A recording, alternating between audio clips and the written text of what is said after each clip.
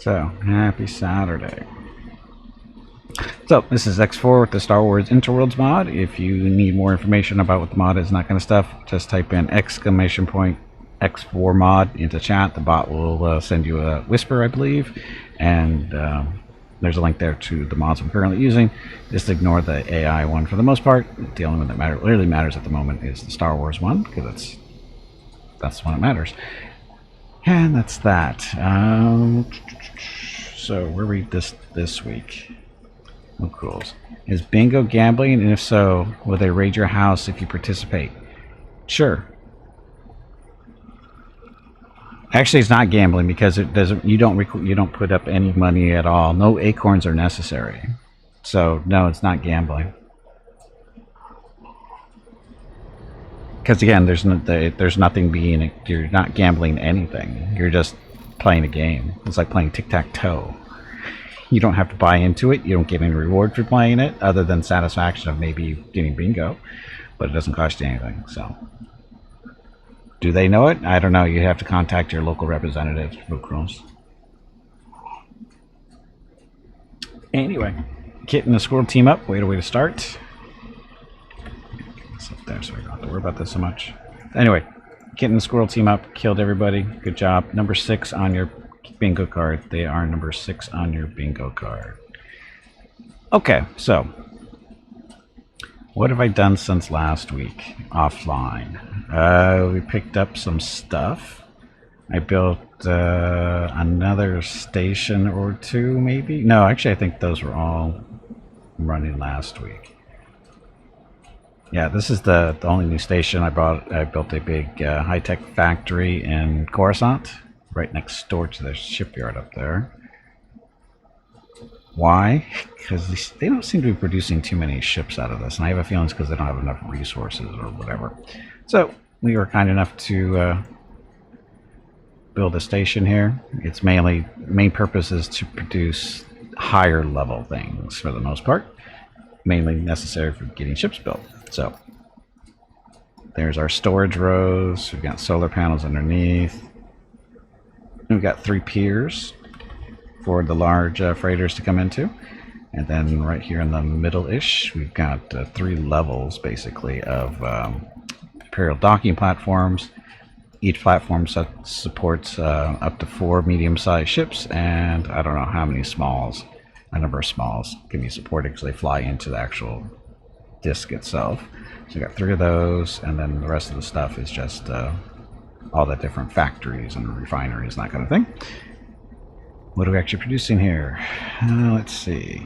This thing just did really start to get up and running. We still have to add some habitation modules too, so that we have some people here to increase production. But the highest level stuff are turret components, missiles, and weapon components. So basically, you know, all necessary things for building, you know, big ships and stuff. We're also producing Dura steel plates here, so we don't have to ship that stuff in. It's just be produced right here. Smart chips, shield component. Oh, shield components are here as well. Microchips, all this other fun thing. So it's okay. We got a bunch of drones to help with cargo getting moved around. Hey, Jaguar, welcome back. And yeah, so yeah, again, this thing is mainly meant to be a factory, not so much a do everything types of station. But is it big? So perfect parts for a whole fleet of. Well, that's the theory, yeah. That's that thing there. So it's not really well. I guess it is. No, it's not actually self-sufficient because it's not. We're not producing everything here. We're not producing sensor components, superfluid coolant, advanced composites, graphene, and plasma conductors. Yeah. So if we really want to be more self-sufficient, we have to add all that stuff in too. So not quite there, but it's doing okay. Again, it's just newly up and running for the most part, so it's not really making any money at the moment. It's actually kind of broke because it's got to buy so much stuff. The thing is, it's mining. It has miners assigned to it. It's just because we're getting to the point where it still has to fill up all its inventory in order to cut back on cost. So we only have, oh, those are dock ships. So we have two. These are large size miners. That's a gas miner, which is full of Tibana gas. The ore is going out to mine stuff, and then two smaller, medium-sized stuff. They're doing their things. So again, it's the way these stations become profitable is really once you fill up their resource inventories, which we're not there yet. Ore still got a way to go. Graphene, I guess we can produce graphene through gas, right? We don't have a graphene factory. We should probably put one of those in here. Antibiting gas, we're doing that ourselves for the most part. Silicon's up there too. So again, once these guys fill up, what I really need to do is also change these to... Okay, they're not selling. That's good. Just all buy offers there. No selling there either. Gotta make sure they don't sell off their inventories. That they shouldn't be, because kind of need them. So, graphene. Do I want it? The graphene factory. What does that actually do? I forget. Graphene. So this will produce the graphene here on the station, which would be better. Where are we going to put this though? Oh, we can put it up on one of the third levels up here. That's what they're there for. So this one.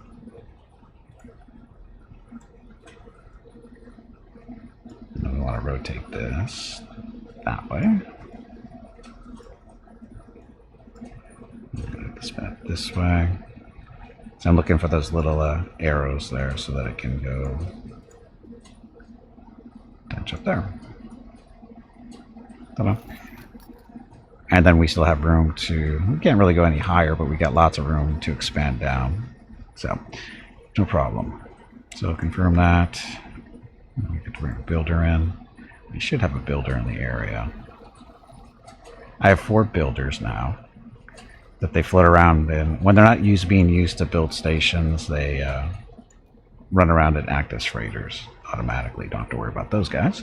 So anyway, so that'll add graphene in here, which is going to mean we need what?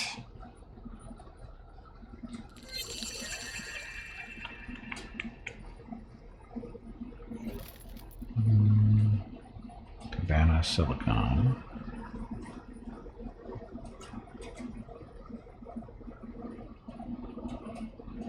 So where's the graphene going?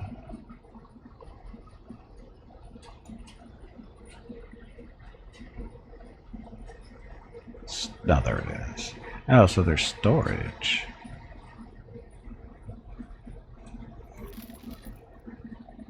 The graphene needs a gas. Oh, methane. There we go. So we have storage for that already set up, and that'll start coming in through the diviners and merchants and that kind of stuff. Does this station have any money to spend? Is the real question. I don't think so.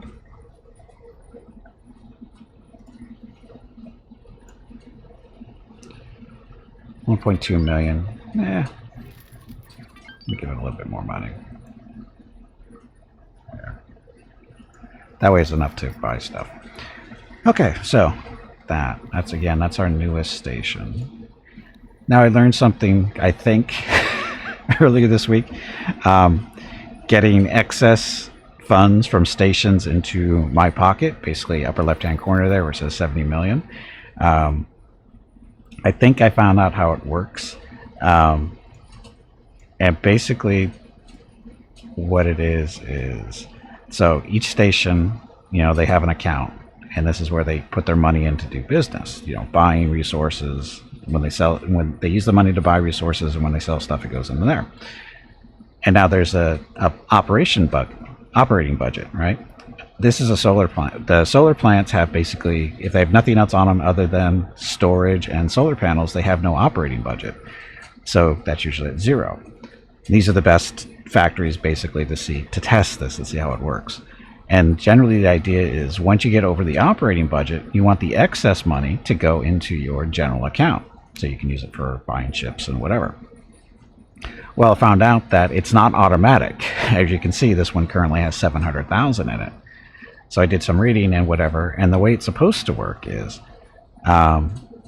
basically you add money to the station account, and whatever amount you add into it and you confirm it, there's a little thing that happens in the background, goes, okay, the player's deposited 100,000 into this account. So once that number becomes triple that number, or once the account number becomes triple that deposit, is then it starts sending excess into your general account. So, but it has to exceed the operating budget in the process. So it's not an easy system, and some stations are just better at it than others.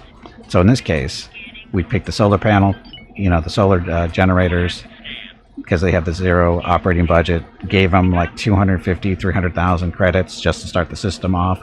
And now every time that number triples for the account on the station, they send the excess over to the general account. And how do you know that's happening?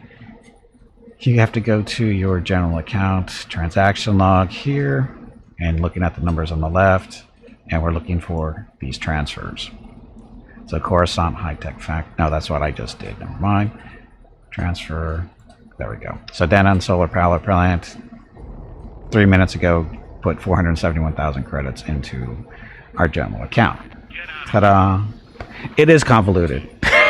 It is convoluted, but I think the system is that way is just in case the station comes on, has some type of unexpected expenses to come up. It still has money in the general account to continue doing business. I think that would be my logical thinking behind that. I don't know if it's accurate or not, but just my way of why that's probably that way.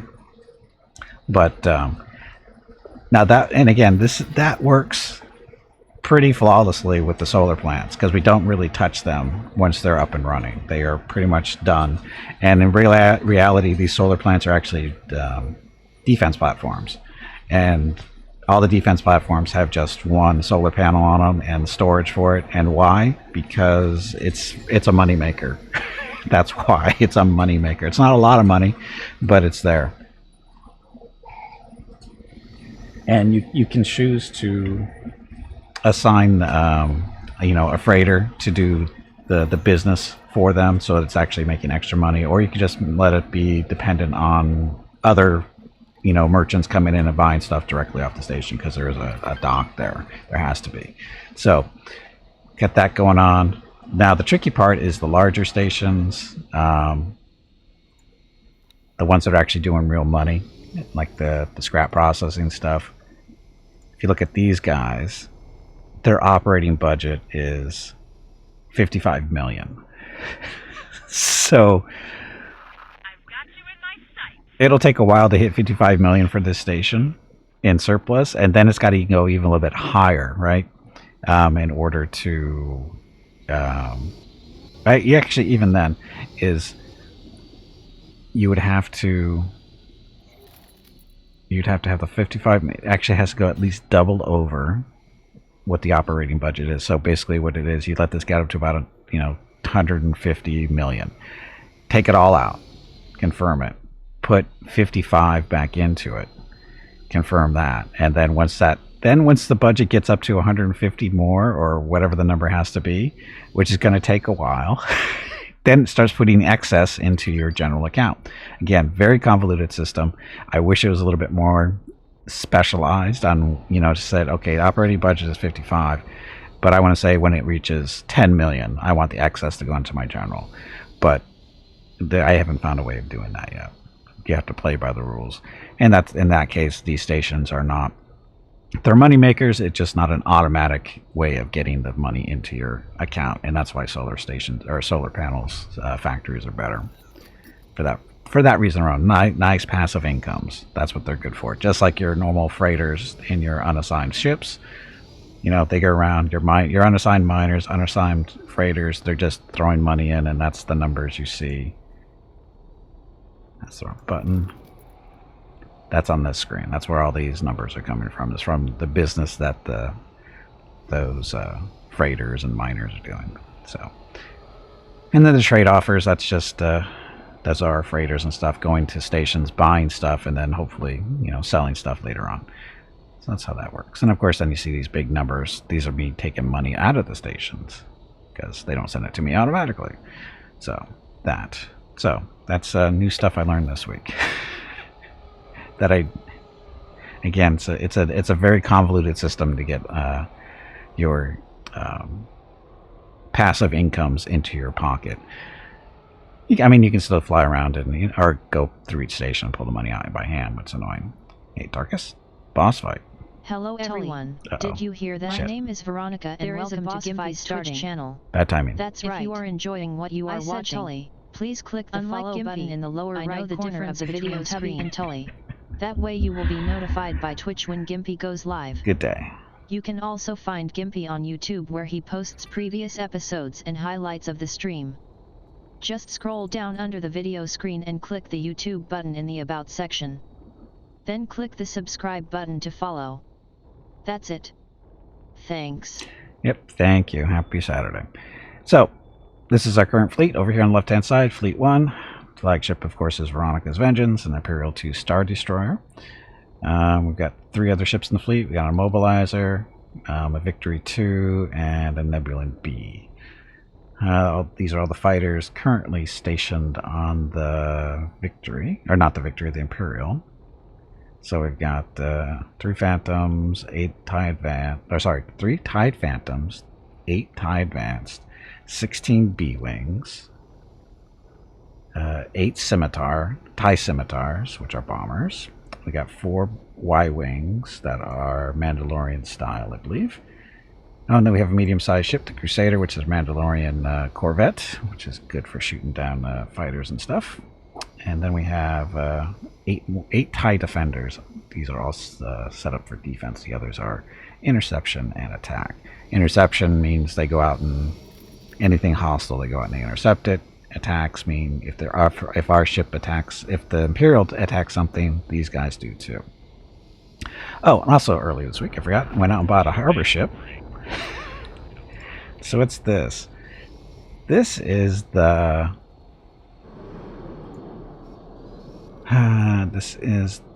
it's called the harbor ship. It's they're an extra large. Are they extra large or are they large? I think they're an extra large ship.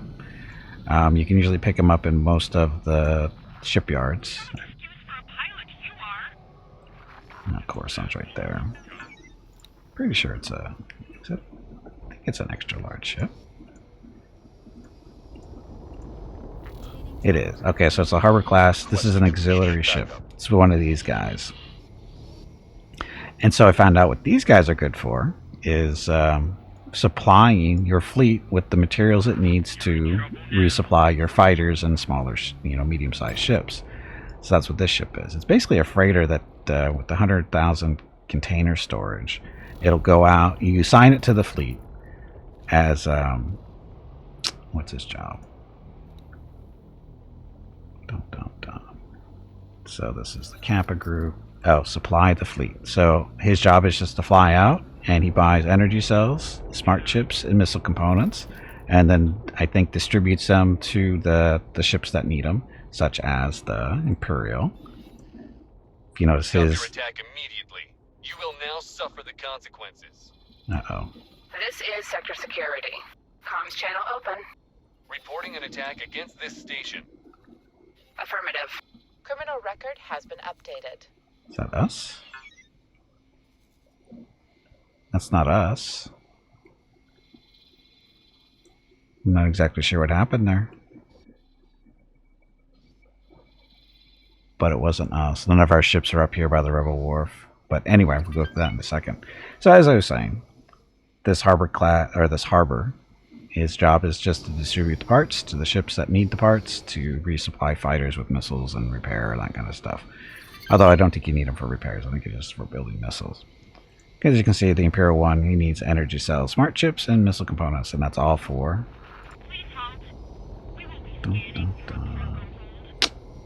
resupply and repair dock ships. So you go in here. So Kimpy's TIE Defender, he needs consumables, but he's got all his torpedoes that he needs, so he's good to go. Although he could put, can we do probes? Cannot resupply with probes. Oh well. But anyway, so that's how that happens. And you just go through your list, go, okay, that one, the scimitars. So if they needed missiles and stuff, it'd show up here over here on the right hand side. There'd be, you know, stuff. But they're good to go. High advance. So concussions. You can do this. Add. There is no. It's kind of a goofy system, to tell you the truth. It doesn't always seem to work. So now we got a different. So this is the B wings. Again, TIE advanced. They're consumables. See, he's missing missiles. So I'm going to build 10 of those.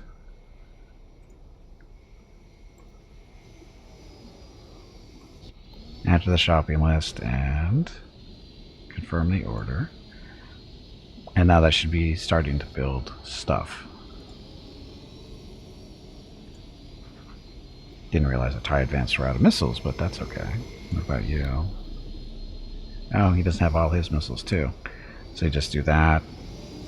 Add to the shopping list. Go. Now I wish this was just a one button does all deal, but it's not. But he's good. I thought you could do it in the whole group. I guess not that way.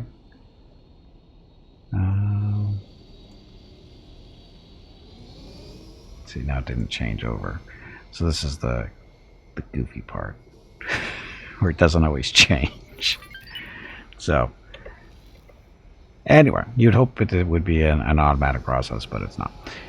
But anyway, so that's again a new ship we picked up this week and found out the purpose. I was wondering what the purpose behind that ship was, and now we know. And again, it's just to go out and buy the resources that the other ships need to resupply their fighters. Okay, so they're good that way.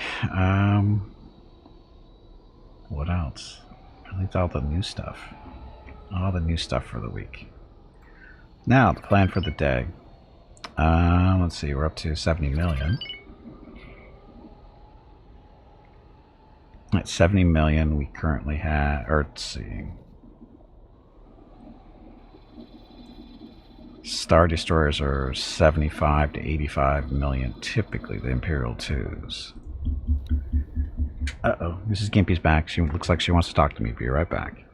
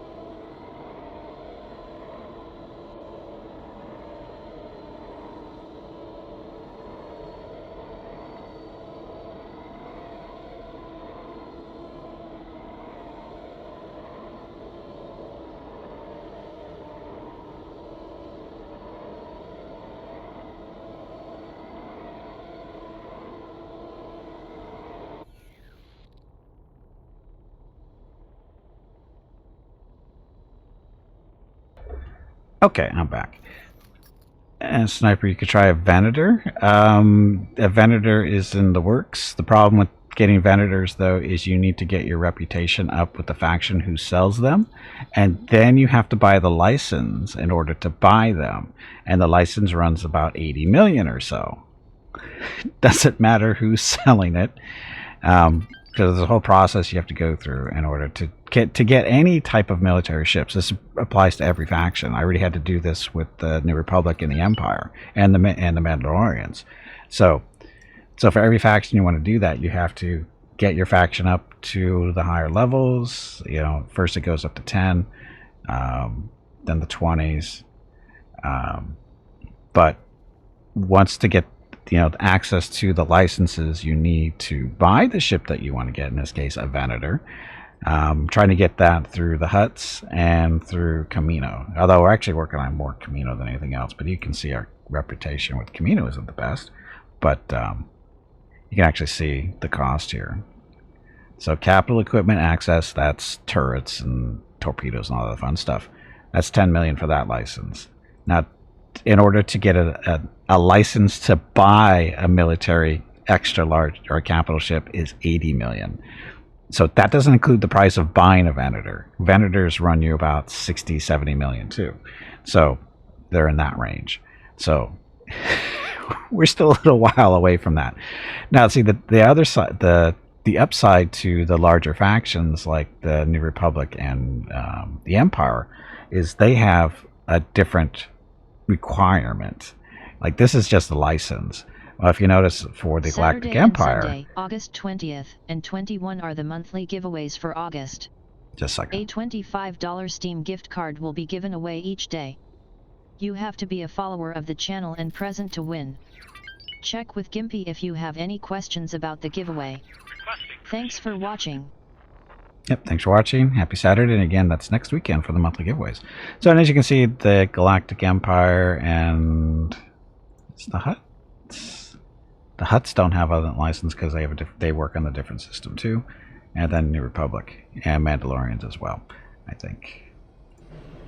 Yeah, so if you notice, all these factions don't have licenses that you have to buy. Like, I went through and bought Incom stuff for reasons. Camino, they're one of the outside ones. So this is actually more expensive than what it takes for the bigger factions, we'll just say.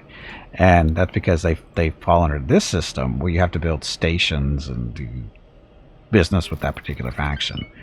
So it's a slightly different system. It's actually easier to get access to the big military ships through the big factions than it is the smaller ones. And the Venators are always are part of... Oh, wait a minute. No, they are actually part of the Hutts, aren't they? The Hutts. Which are up the Hutts?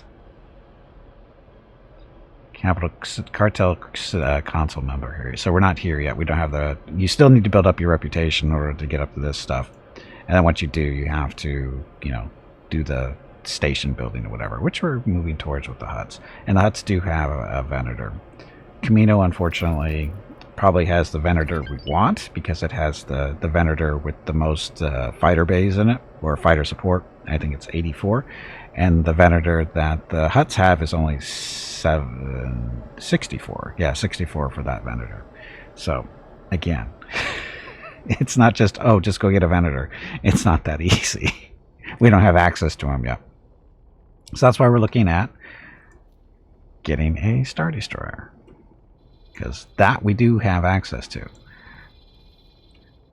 Now, I could get the Keldabi from the Mandalorians, but that's not a ship I want right now, simply because it's not, in all honesty, it's not as good as a Star Destroyer, simply because it doesn't have all the fighter bays.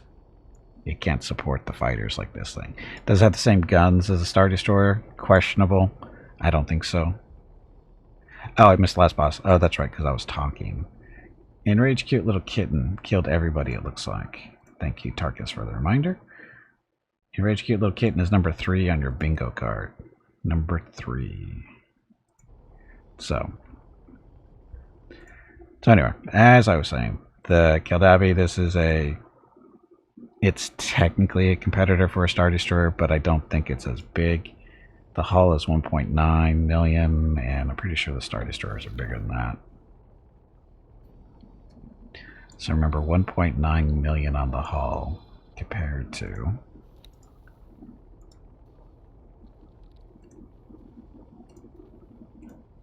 The Imperial one, which is 2 million. So the Imperial one is slightly bigger than the Kaldambi, whatever. And the Imperial 2 is 2.3 million, so significantly larger. Boss fight. Tully, did you hear that? There is a boss fight starting. That's right. I said Tully. Unlike Gimpy, I know the difference between Tubby and Tully. Hey, Eldraine, welcome back. Kadabi, I know it's a gunboat. It doesn't need fighters? In this game, it does. In this game, actually, you do need fighters, because fighters pack a big... If there's enough fighters floating around... Well, here's what you have to remember about the game mechanics is missiles don't give a shit about shields. So, if you have enough bombers, fighter bombers, you can beat up a capital-sized ship fairly quickly. And if you don't have a way to protect that ship, you're screwed. How do you protect that ship? Smaller, medium-sized ships, or fighters themselves to intercept them. Kaldambi doesn't have that capability. There's no area. Nope. There's no area effect point defense. No. The ships have to have their own point defense. I mean, the Kaldambi's going to have guns, but these ships are not. These large ships are not really designed to shoot down fighters effectively. Now, this thing's got 20-point defense cannons on it. Do you think that's going to stop stuff? I mean, all these guns can hit fighters, and they've got this got tractor beams and stuff. But can we actually see? Yeah, let's see. Where's the?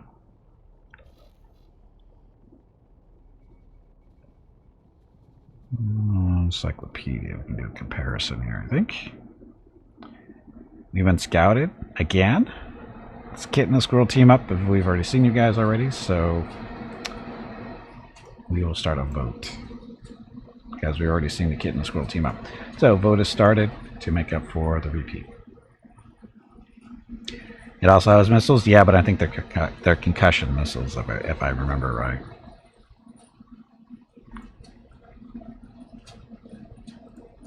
So, ship comparisons.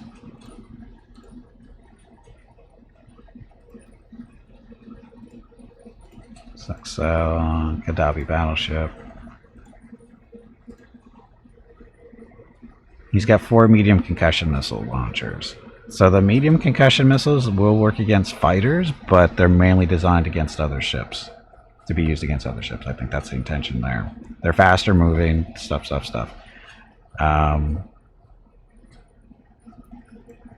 It has some... These dual turbo lasers could technically be used as a fighter defense, but I don't think they're the best. I don't think, at least. So, turrets. Yeah. I mean, you could put something else on here. Instead of the duals, you could put the quads, or the quad lasers and that kind of stuff. So technically these can be used to be shooting down fighters, but again, that's not those, unless they're specifically set to shoot down missiles, they're not going to save you. Your best defense against fighters is other fighters, in all honesty, because getting shot up by these cannons isn't going to stop a ship from launching missiles. Being shot up by other fighters will definitely hamper their ability to. Mass drivers are what makes it powerful. Well, maybe in lore, but we don't know how that works in this game. And I mean, unless you've done this, Sniper, have you actually used them in this mod? Do you know that for a fact that the mass drivers are actually make them stronger? Or you're just talking from lore? Because lore and games are not the same thing. They don't always work out that way. And even then, it's only got 16, 8 per side.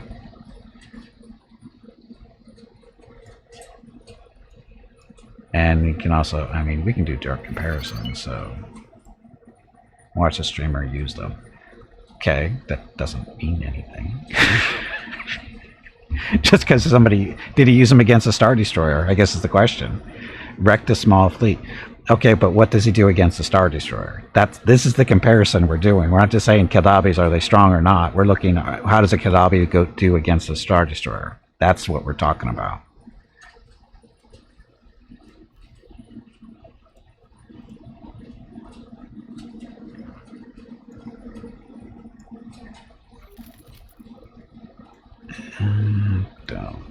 So, this one.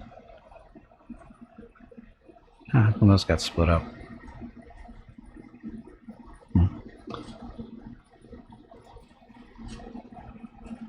Team Star Destroyer, exactly. So now here's a direct comparison of the actual numbers. Keeping in mind the Kadabi is a little bit smaller.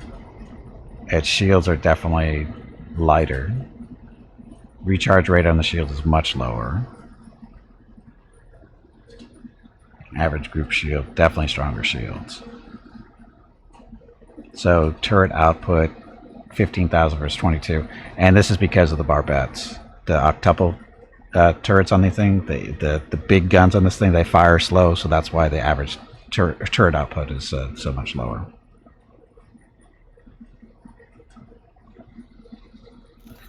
And about cost efficiency. Well, cost efficiency, I didn't really look at the prices, did I? It didn't show me prices, or did it? I wasn't paying attention. And the speed of the ship itself, not a big deal with like ships this big. Well, the Star Destroyer just got a slower travel speed for whatever reason. Cargo storage, that's because of fighter resupplies. And then, of course, the docks. I mean, this 60 to 10, that's a huge difference. It really is. Because even though the Kaldavi's got those ballistics, they still have to go through the shields while the fighters are beating the crap out of theirs, or beating the crap out of their hull. So, you know, it's a different. I mean, even look at the crew difference. That's a big deal. Missiles, it has concussion missiles, which are I'm not exactly sure how those work. I'm guessing they can be used against other ships or other capitals, but I don't know. Anyway, so again, question: what ship do we get next? I've got to look at the price. Okay, so another Star Destroyer, either a 1 or a 2. So 64 million for an Imperial 1. Same amount of fighter count, but the guns are not quite as strong.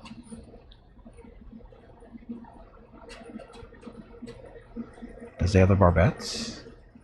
No, he's only got the heavy duels. Can you switch those around? I guess is the question. Can you put barbettes on an Imperial 1?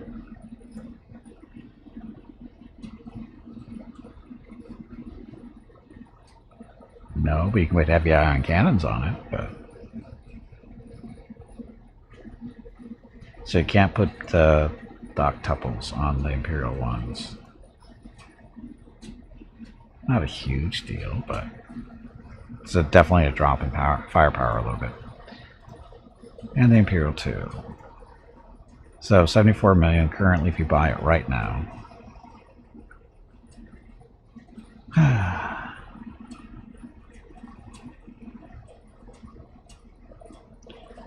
Star Destroyer is more advanced? Probably. I don't know. I'm not familiar with the eras that the Kaldabi came out in originally. I believe it's like an old Republic generation, isn't it? Well, these guys are not. These guys are a little bit newer. So again, there's the octuples. 800 grand for those guys. And you don't even get a choice. I'm putting something smaller. You just get 8 of them and you'll be happy with it.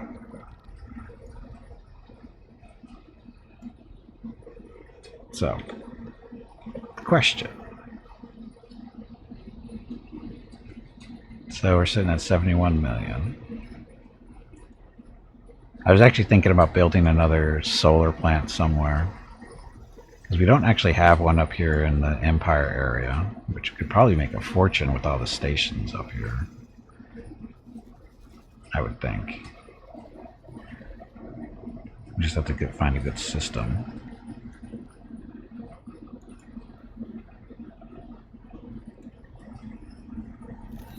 Moncall, I don't want a Moncall ships.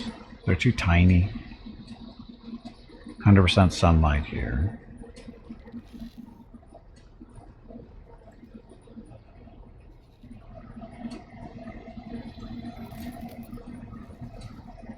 Best game. 100% there too.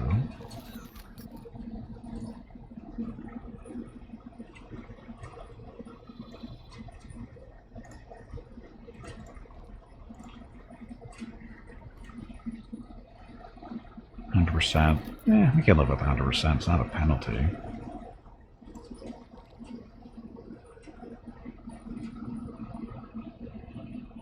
Highest trade-off for amount. Refine energy credits. Let's get all the energy credits up there.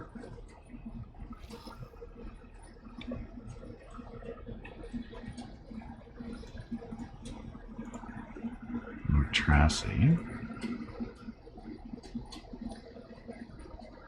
100% there. So all the systems I'm looking at for making another solar plant, and we want it within these 6, I think, for distance reasons, right? You could put it there, and that's 1, 2, 3 jumps. 1, 2, 1, 2, 3. So they can, within 3 jumps, hit pretty much every sector here from here. That's fairly quick. So I think we're going to build a solar planet in Ord. Tracy.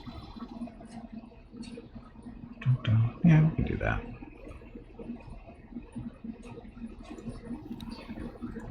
New plot. Doesn't have to be super big. I don't know why I do that. I can just do it this way.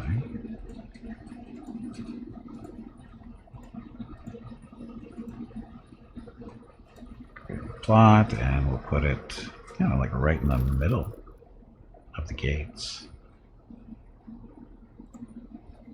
There. 500 grand to buy that. This. And then Solar Factory 2. So in this case, we want to get rid of actually this. We don't want any metal production. It's just something we need to put on there for a little bit extra money. Okay, so what if a white YouTube vid of Keldabi outside of blah, Dabi 1 with about % hull left, but it was the human player ship, and the atmosphere was broadsiding with only half its cannons. 50%. Yeah, see, there's no real good test. That's the problem. There's no real good test.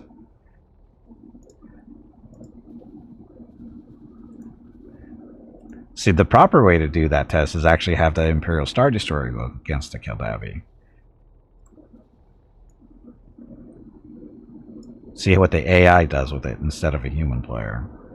And actually, the thing is the human player, all they have to do is just tell it to go attack and just sit back and watch it. They should not have participated in the battle if they wanted an actual accurate representation. They should have just sat back and watched it. Not trying to position guns and that kind of stuff.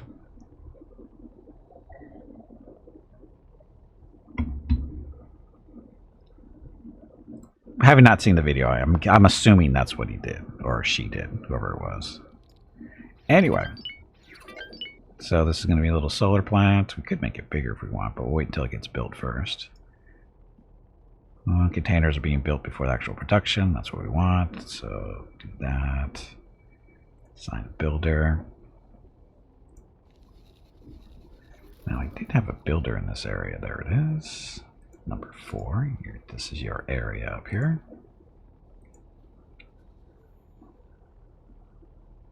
Seems like a great. Oh, it is. I mean, I'm not saying it's not capable. Let's not get me wrong here. I think the Keldabi is a capable ship. It's just my question is it better than a Star Destroyer? And my answer is going to be not with the full complement. The Star Destroyer is just better. Because if you're not using a full complement of fighters with a Star Destroyer against a Keldabi, you're not using a Star Destroyer to its full potential. because the Star Destroyer is technically a carrier in this game, and if you're not using it like a carrier, you're not using it to its full advantages. So,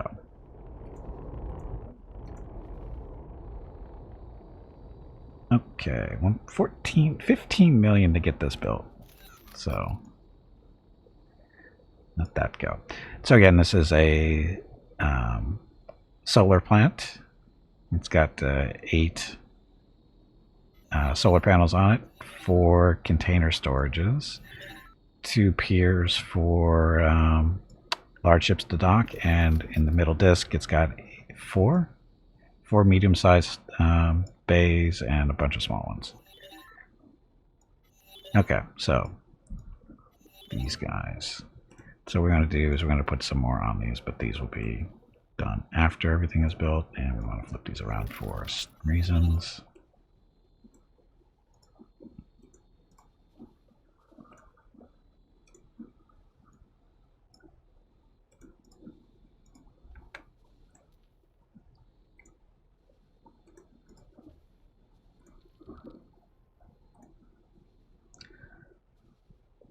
Can confirm that, and that's going to add an extra million. No big deal. Okay, so once this thing is built, it'll have plenty of storage for cells. Actual production will be, who knows? I forget what it is per panel. I forget what it is. Okay, so let that go for a while. And where is this one going to be? It is in... It's that time again. Drink some water to keep that brain moist. Oh, there it goes. Okay. Apparently there's a Star Destroyer class with an ion beam with a split hull design. The beam is in the middle. Oh, not in this game. I hope not. I haven't seen anything like that.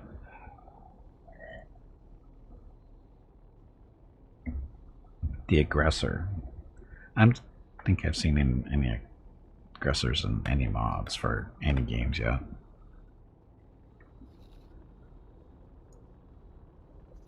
That just sounds not smart.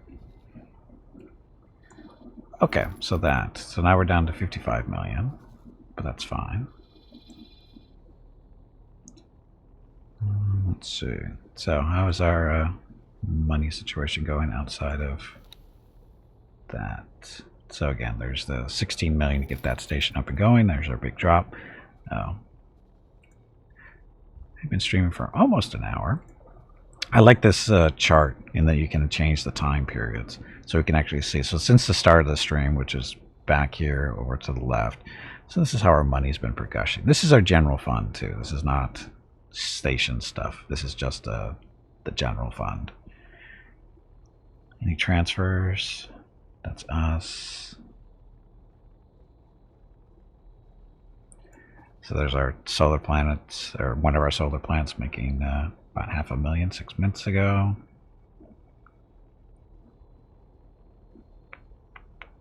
Okay. Empire at War. The aggressor? Is it?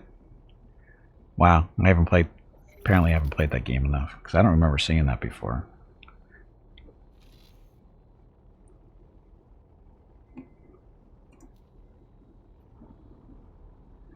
Okay, so what we're going to do now is go back to these stations that don't send us money automatically, and you're at 6 million, so we're going to take that. This is another solar planet we have up and running. It's not picking money up as fast at 900,000. It's okay. I think he's going to be sending us money once he breaks 1 million. That doesn't seem right, does it? It doesn't seem right at all.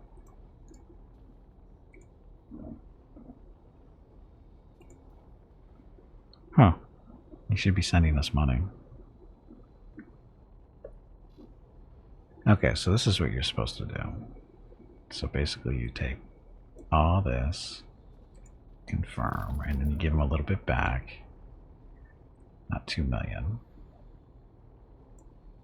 Type this number in.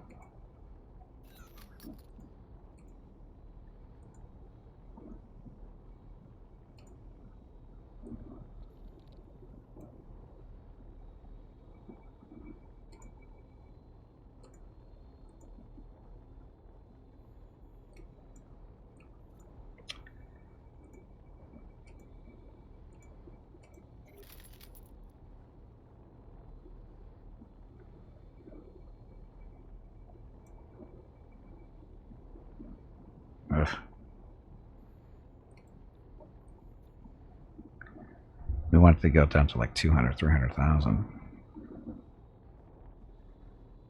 It's one of his ships. There's also a ship with that same design, an infinite range mobile game. Okay. Just need anti-missile, anti-torpedo, anti-fighter support. Oh, that's all?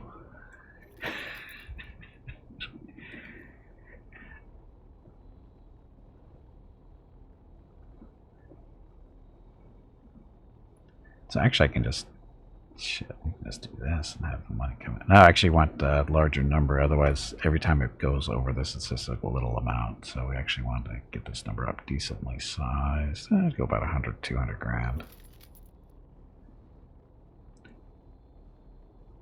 Yeah, we'll stick at 100 grand or 200. Good enough. Anyway, so once this thing makes a little bit of money, it'll start hopefully sending us passive income. That's what we're looking for there. Okay, so scrap processor, how much money do you have? 10 million. We'll take half of that, roughly. Come on. Are we auto-saving? No, I was clicking on the wrong spot. There we go. Course on high-tech factory. How are you doing on money? 3 million. Are you making any money yet? So again, this is the factory that's parked next to the Coruscant shipyards. Oh, we have to get methane in here still. Does have fixed anti-aircraft, so your AI is literally fighters.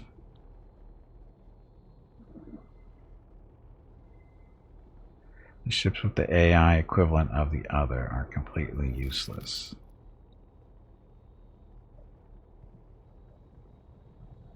What, for this? Anti-aircraft is literally, what, in this game, in X4? That's not true. I've had ships with AI, with guns specifically meant to shoot down fighters pretty well. I wouldn't say they're completely useless at all. They work pretty well.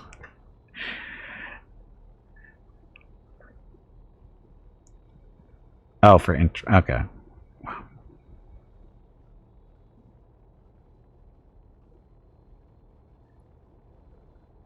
Okay, so this station, you're good. Okay, so that's Coruscant. This is one of our solar planets. We're getting that money automatically. Bastion station. So 8 million, almost 9. Take a few million out of this.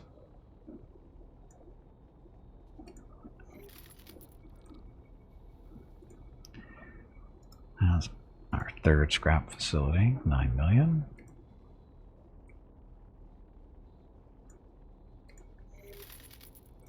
I think we're up to 70 million already. How's the Imperial? Oh, so this solar planet should be producing automatic income too, but it's at 800 grand. Do this, confirm.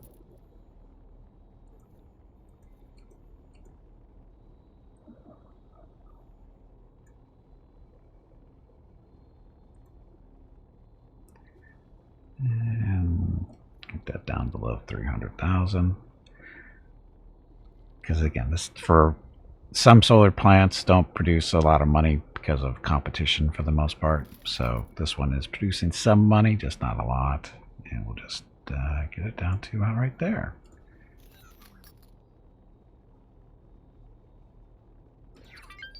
That. And the Camino, this is a newer station. They need their money to do business because they are technically producing graphene, refined metals.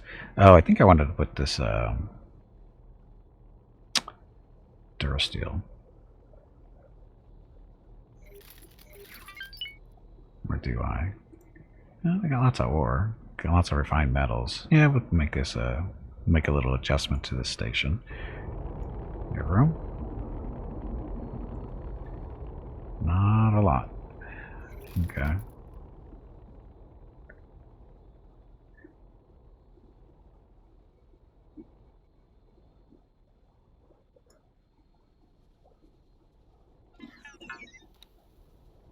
So this one.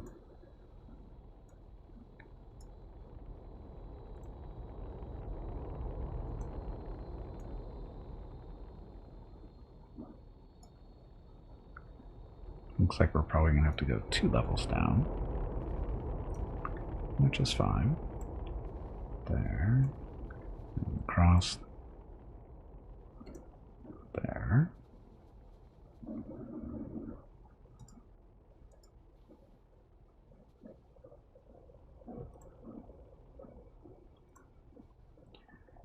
There, and then this one down here.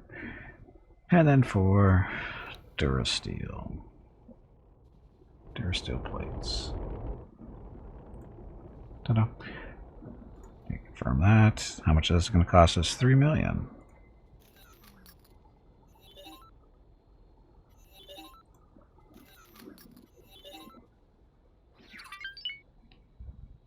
And I think we have a builder in this area. We could hire this one. So we'd have a Hello builder. everyone. My name is Veronica and welcome to Gimpy's Twitch channel. Yeah. If you are enjoying what you are watching, please click the follow button in the lower right corner of the video screen. That way you will be notified by Twitch when Gimpy goes live. You can also follow Gimpy over on Twitter at GimpyKnee. He tweets out there when he goes live and will more than likely follow you back. Thank you for watching. Yep, thanks for watching. Happy Saturday. So, this is the Kuwait station. I think he's doing... Yeah, he's building Durasteel plates right next to Kuwait, so that's helping ships being built for the New Republic, I think. Maybe. So it's not too bad. How's he doing on money? Not doing horrible. No large purchases. He's got a workforce. So he's got all the resources he needs to produce stuff, so no worries there. So that means we're going to take half his money. Roughly. Okay, so there's that. Mandalorian station is 4 million. How are you doing? So he's got all his resources too, so he's good. He's not producing Durasteel plates because we have a scrapyard 2 systems away, so that should be selling most of that stuff in this area. Are you guys even making money?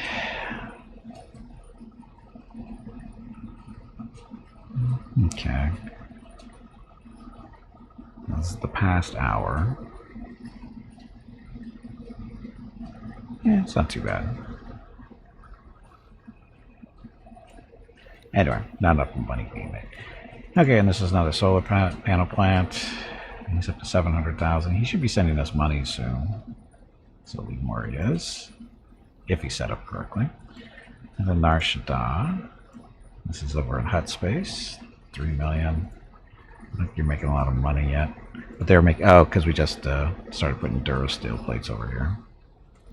So the Huts should appreciate that, I would think. There we go. Durasteel.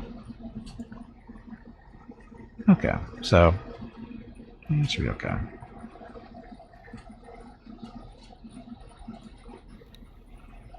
And there's a new station being built. Scouts Playground, how are you doing? 7 million. Scouts Playground is probably our second biggest station. With everything that's been actually, yeah, because it's actually the only station that's building droid parts that we have. 2,000. Not selling the best, I guess. Money wise, oof, all over the place. Why? Because we don't have a lot of ice. We need more ice. More silicon ore. So many ships are feeding stuff into this place.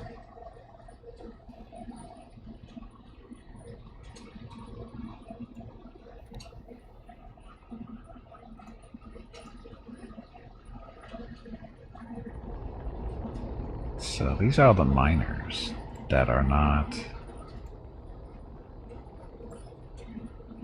delivering stuff. Methane, helium, I guess we're good on those, right?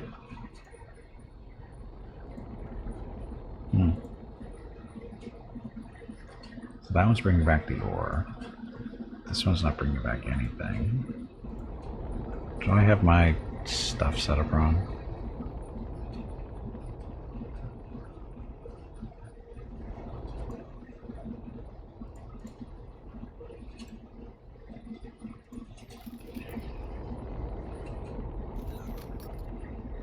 Oh, I have it set so we don't buy a lot of ice. That's what it is. We're under our limit for ice. And that's why our freighter's sitting off not doing anything. Why? Because we don't want to fill up all our containers. Or solids. Blame it on the pilots? No, I'm blaming it on Gimpy. Because Gimpy set limitations on how much stuff we actually want to buy. So that we don't fill up all our containers.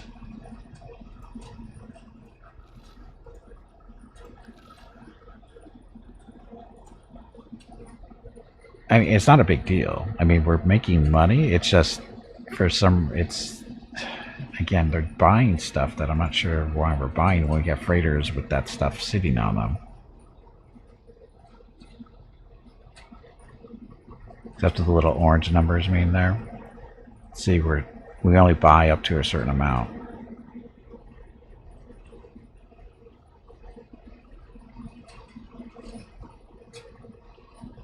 And that's what the little orange triangles are. Bad advice? Actually, it's not bad advice. It's just that our freighters don't have any business to do right now because they're not our freighters, miners. The miners are basically sitting around with stuff in their cargo holds, not really doing anything. I mean, we could fill up our storage, but there's no need for that because all you have to do is look at your storages here with the stuff that's actually being produced with those materials. And they're fine. I mean, we have plenty of stuff to sell. So the station can do business. It's just that the miners have nothing really to do because they're essentially no place to put their stuff, even though we can just turn that stuff off and they would.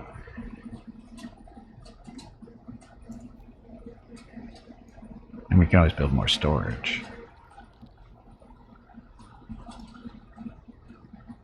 So we got containers.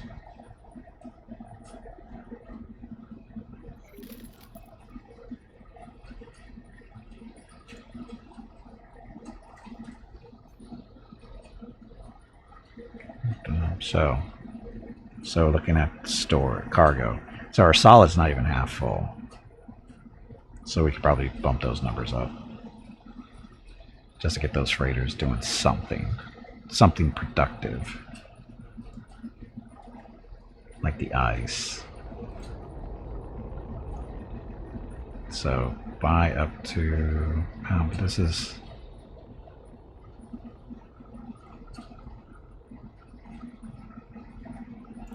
buy up to that, or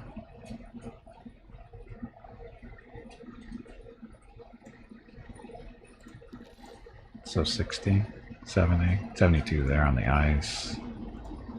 This is rhydonium. This is pretty productive or profitable.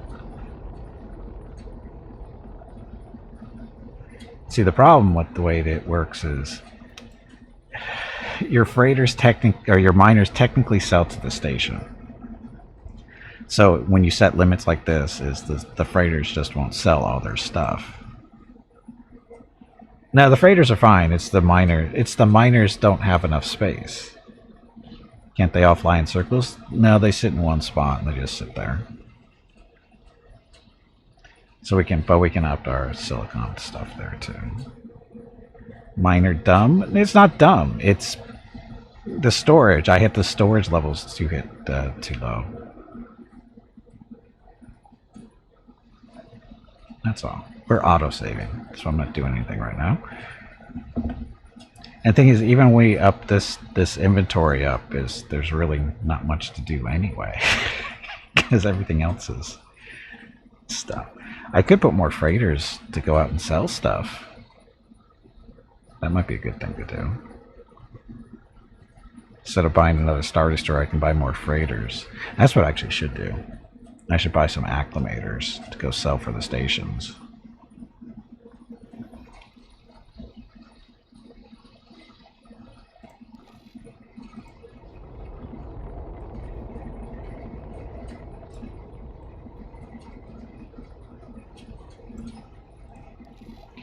There. So the miner should come in and get rid of some of that stuff. I hope.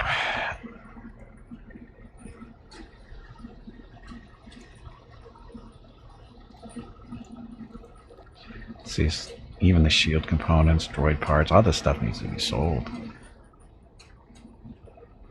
Must not be a lot of demand for it for whatever reason.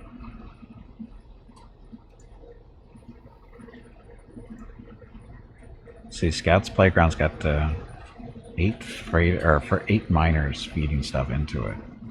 So it's plenty good there. Traders, only have 4. And that's a medium size. Oh look, Scout's Revenge is still up. Yeah, I should buy some acclimators. Only like 10, 15 million each. It's not that big a deal. Oh, our new station's docking module is almost done. Okay, so Toydarion, this is over in hut space.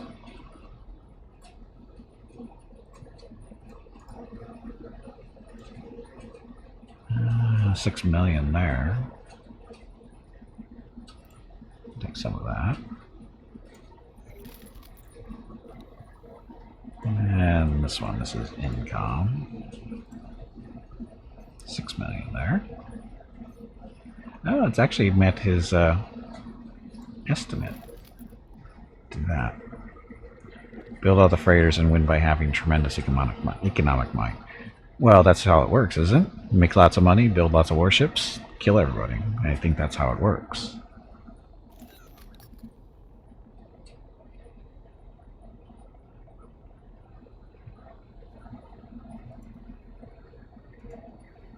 Oh, he's building the dock.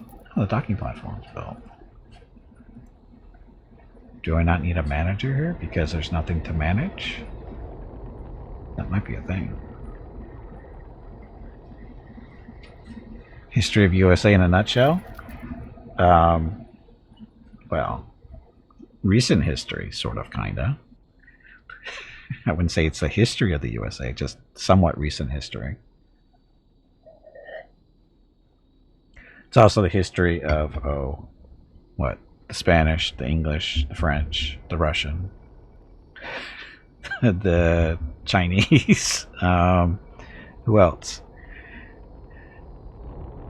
Oh, the Greeks, the Romans, the Egyptians, was it not the Turks, but I guess the Turks kind of did that too, didn't they?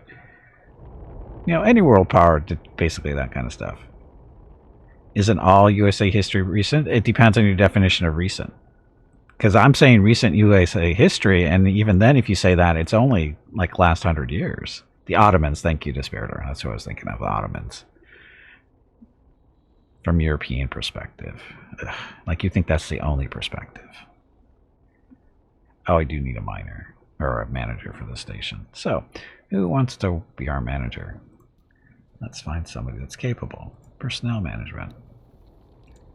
Skills. Roles.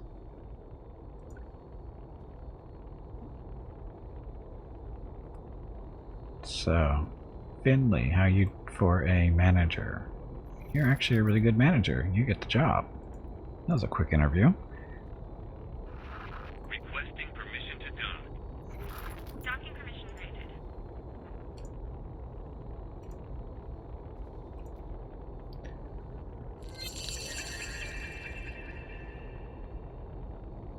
granted. Is the only one that matters. There were people here before United States, though. Yes, the Native Americans were here, but they weren't the imperialistic pigs that the United States has become. Right? So much pretty. Yes. Well, Some pretty... don't bet on that one, Desperador. The European history goes pretty far back. Ancient Egyptian perspective is a good perspective, actually. I can sometimes tolerate. The Aztecs were imperialistic in a way, and the Incas, but not the same way. I mean, for their time period, yes, they were imperialistic, but even then, they weren't nearly as bad as, say, the Greeks and the Romans and the Egyptians and everybody else over there.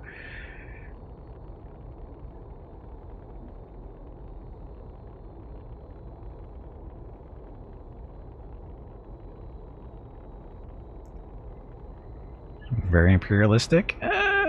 Depends on the tribes. It really depends on the tribes.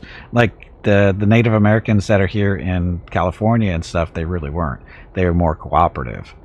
They weren't really imperialistic. They didn't go around conquering everybody. They actually worked together.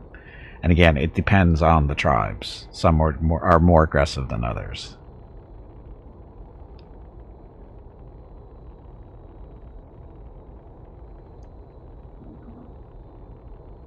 Evil one is most of the scale compared to the known world of their time, right? Competition for resources a bitch, yeah. That's why you need more acorns to eat. Oh. Anyway.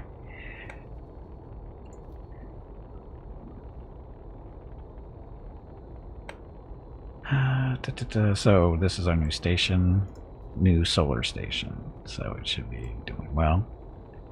So the dock has already been built. Now it's working on the piers, right? Yeah, the piers will be built. Then the connections to get the storage built, and then the panels last. Oh, look at the estimated stuff. Very good. Okay, so that's up and running, or moving along nicely. And we're up to 76 million again. So, the question is, now what? Oh, I was going to buy acclimators, wasn't I? Let's see. I think we can... Yeah, we're going to buy them out of here, I think. So they are large size and... Oh, they don't have acclimators. We got neutron stars. That's a builder, though. I don't want a builder. Pelta freighter, 42,000. Acclimators are bigger. Boss fight. Tully, did you hear that? There is a boss fight starting. That's right. I said Tully.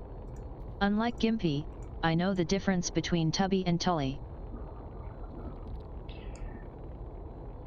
Huh. Thought we had acclimators here.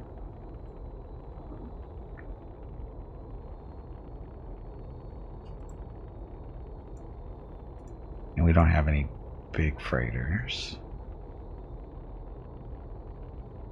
Technically the harbor class could work as a freighter. 100,000 cargo container storage. 26 million though. Kind of expensive for what it's going to be doing. But 100 grand of space. But that's not its function. Its function is to support fleets. So...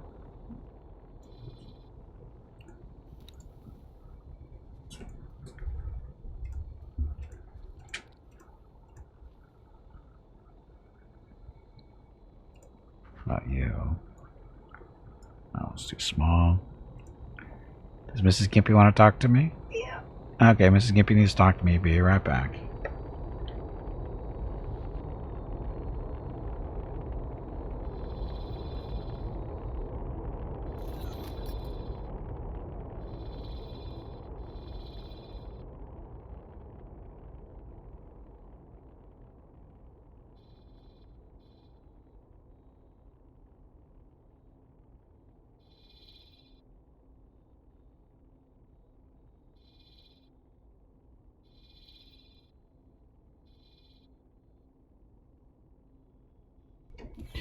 Okay, I'm back. So I guess we got the acclimators out of Imperial space. What Mandalorians? What do you guys got?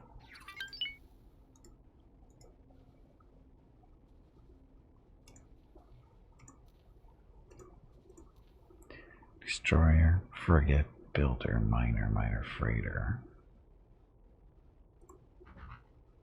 38,000, too small. Neutron star, freighter is 50 cents smaller than an acclimator too. Okay, so huts? No, huts don't have acclimators. Squirrel, could you? Oh, it did. Good job, Squirrel. So, Squirrel. So, for boss fight bingo, Squirrel is number 19. Number 19 for boss fight bingo.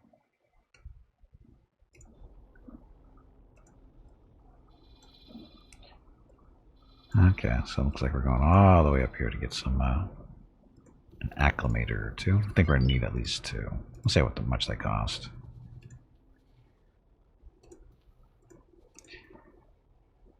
So, oh, look at that. So we're not seeing them in other places because these guys are specific.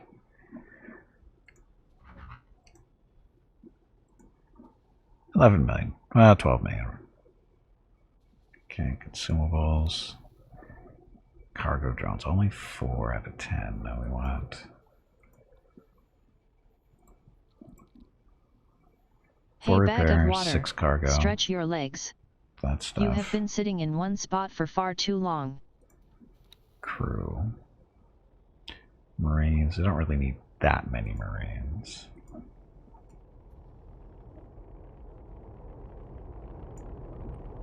And the reason we do this is because it allows us to have more crew that can be trained up to do other stuff. Let's take one away. So they're not maxed out. Come on. There we go. Okay, so.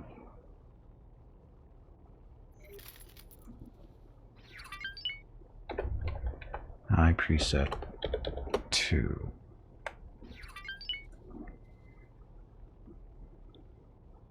And gun-wise, it should be fine. It's got quad laser, 16 lights. Can we actually change the lights around? I don't think we can. Oh, we can make it into quads or duals. But the lights are better. They're better at shooting down, or shooting at ships bigger than fighters, we'll just say. Okay, so 12 man each. You can afford up to 6.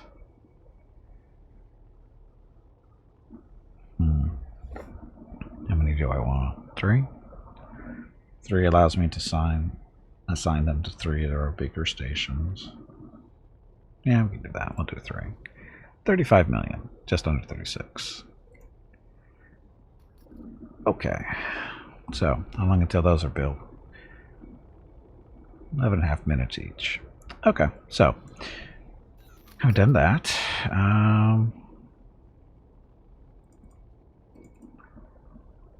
So who do we want to go beat up? For those of you who missed it last week, this is the Rebel Alliance wharf that we beat up with our Star Destroyer last week, and we just been having them patrol around this area just in case they got all uppity, just in case. But our defensive platform is now up and running, I think. Is it? No, it's not. It's still building stuff.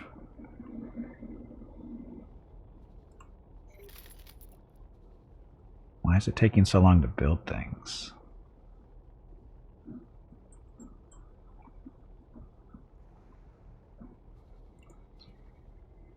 Oh, field coils and turret components. That's why it's taking forever to build this.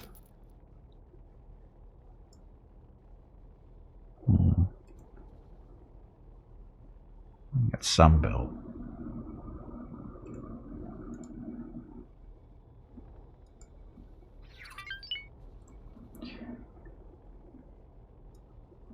So it's got 2 heavy turrets, one on top, one on the bottom, and it's got 4 small turrets for shooting on fighters and stuff. 2 on top, 2 on bottom. It's got 1.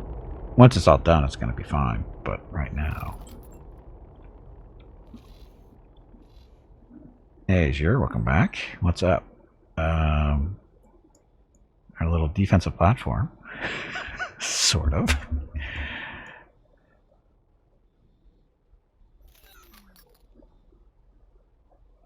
So only those sections are built currently. The red means they still need the turrets and stuff to be built. This actually can defend itself for now. I think it'll be fine. Okay, so having said that, who should we go past her? The orange guys, they're not our friends. We made them not our friends.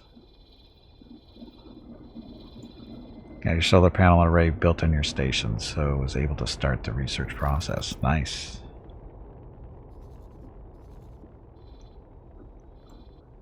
And took a week off. A week off from the game or a week off from work so you could play the game? There is a proper answer to that question, by the way.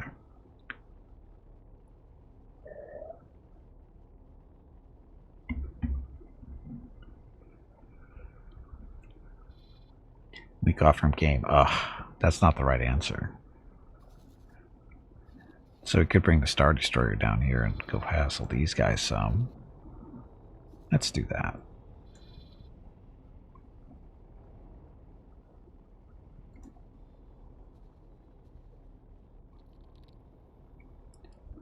What are these guys doing?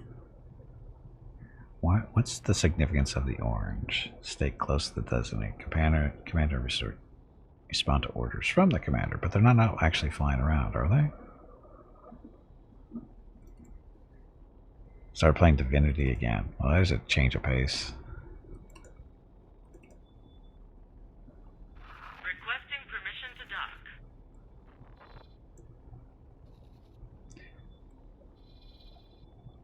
Okay, let's go harass those guys.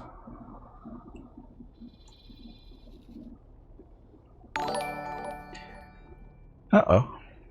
Xenon Slayer, thank you very much for the raid. And hello there, happy Saturday. Thanks for the raid, appreciate that. Dr. Reed, welcome to the stream. Okay, we're just starting to send our Star Destroyer down here to cause trouble. Oh, this is the Ascendancy, right? Yeah, we don't want them to fly too close to each other.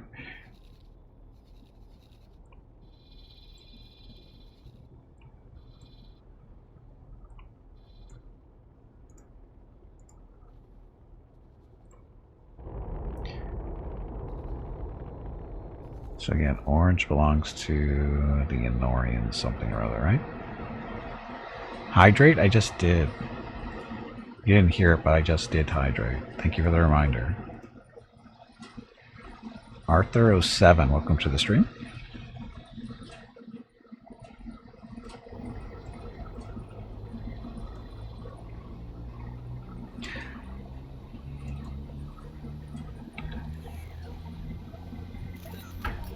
Oh, that's right, we didn't take a lap around the bridge yet, did we? Anyway, so this is the Imperial 2 Star Destroyer's bridge. Bigger than the Victory, by at least double the size it feels like. And look out for Disney lawyers. The lawyers won't be buying because there's no money being made off this mod, so they don't care. Anyway, so there's the pits on the side. There's some of our crew standing back here, different stations. Big space. Big, big space.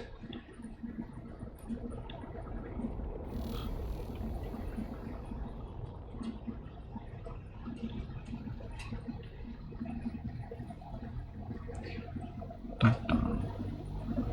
Imperial Star Destroyer 2. So what's this stuff floating around? Asteroid. Asteroid? Okay. Imperial Star Destroyer 2. Sure, your research requires 100 advanced electronics. Your station has none. How is the correct way to put a buy order up so that they get delivered to the station and just get used for research?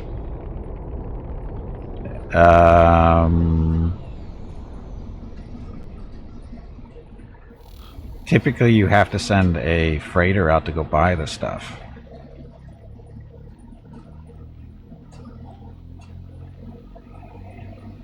Basically, you have to go find the station that sells them and you buy them from the station.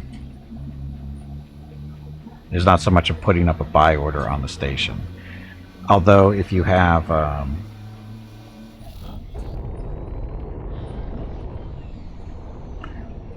do you have freighters assigned to the station yet?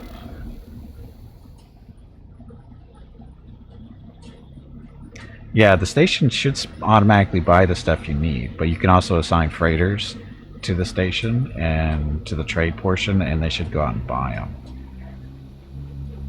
I think. You have one hauler assigned to it. Yeah, I think that might be it.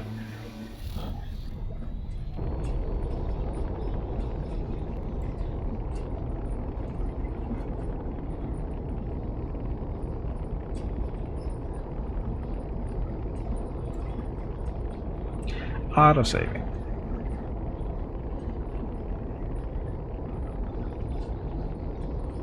Yeah, there's 3 groups you can assign to the station. There's trade, mining, and then trade for building. And I don't know. You're either going to want the best way, the setup you want is you want a freighter assigned to trade, and you want another one assigned to trade for building. And between the 2 of them, they should pick up what you need. Solar panel items. How do I manage that so they get sold to whoever wants to buy them? That'll happen again. That's the freighter. A freighter assigned to trade at the station. Well, that will sell the stuff or sell your Sunday, energy. Just a August second. 20th and 21 are the monthly giveaways for August. A $25 Steam gift card will be given away each day. You have to be a follower of the channel and present to win. Check with Gimpy if you have any questions about the giveaway. Thanks for watching. Yep, thanks for watching and happy Saturday. Here, I'll show you exactly what you need to do as your... So, actually, just show you how it's set up. So, see, we have an alpha group. Miners are assigned to that. So you just basically click on the ship and then right-click on your station and say you want it to mine for the commander and assign it to a group. In this case, if the group is already set up, you just have to put them in the same group. So that's basically how it works. So you have, again, you have a mining, trading, and trade for build. That's what those guys are. And the trader, what they do is they will take the stuff that you're producing at the station and they go out and they sell it. They'll also go out and buy stuff that you need to produce stuff that you're producing on the station. But if you're only producing energy cells, they'll just go out and sell energy cells because you don't need anything to produce those other than solar panels. And then the trade for building, this is when you're building your different modules, like you're expanding your station to either build more solar panels or more storage for the cells and that kind of stuff. That's what that trade for building materials does. He'll go out and buy the materials you need in order to build the stuff that's being built on the station. So that's how that works. And then once you're done building the station, you can just reassign him to either, you know, the trade group or have him go out and do whatever you want.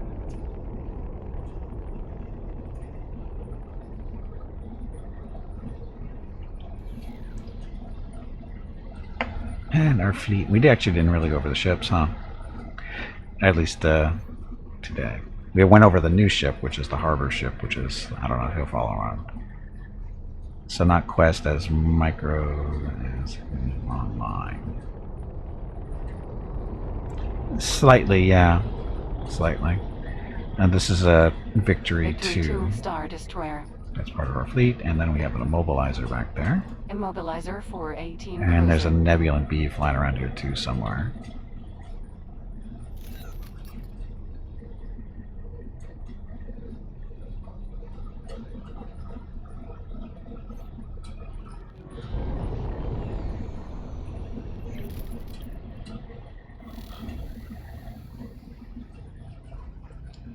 So again, we're just flying off to see what kind of trouble we can cause for a faction that's not our best friend.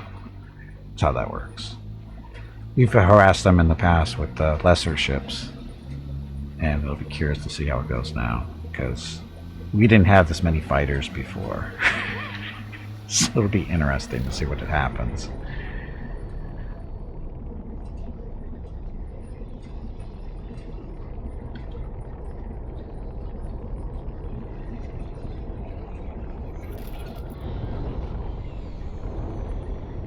Jump complete. completed, Volus. So dark. Yeah, has it been long enough for our acclimators to get built?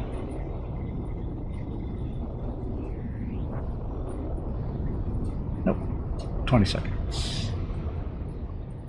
So I'm in the process of having 3 acclimators built, and we're going to assign directly to some of our stations to help sell stuff. Basically do what I was just describing for Azure.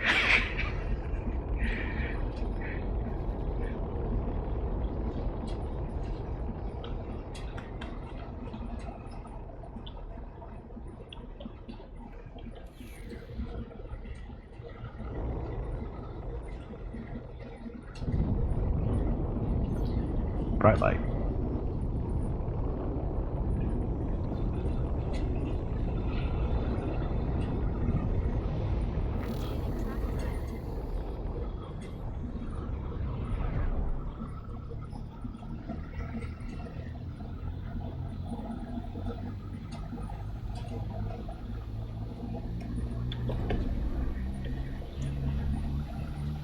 Okay, acclimators. There we go. So this one, stay in Bastion.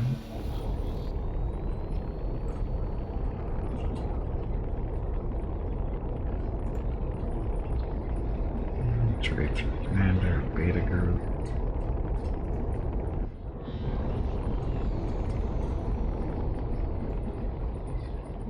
And this one we'll go send over to Mandalore.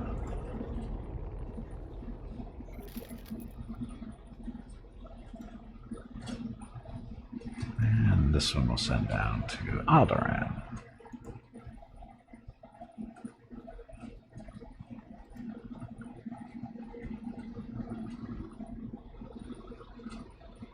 Oh shit, that's the wrong one. Where is it?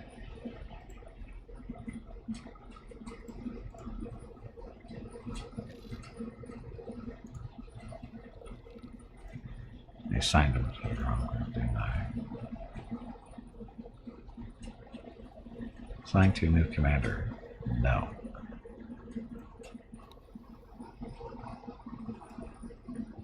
This is the one that's supposed to go to the new commander.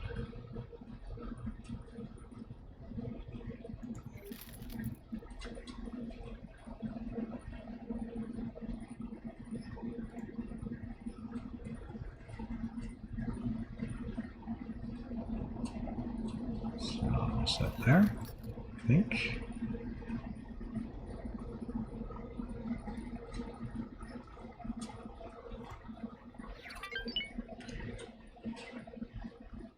Did I not assign you to Bastion? I thought I did.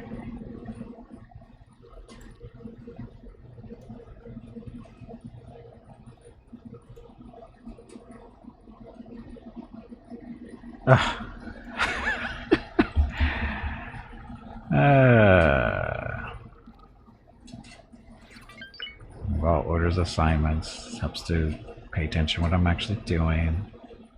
I'm smart.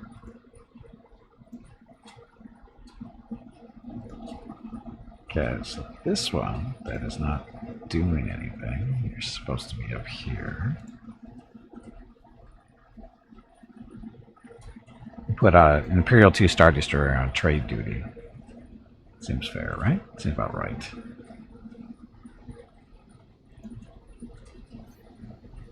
That's that one.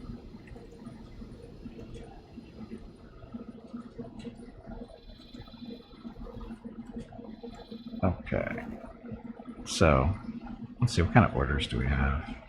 Or missions? Support collectors, we're Empire raid Giju. Where's Giju?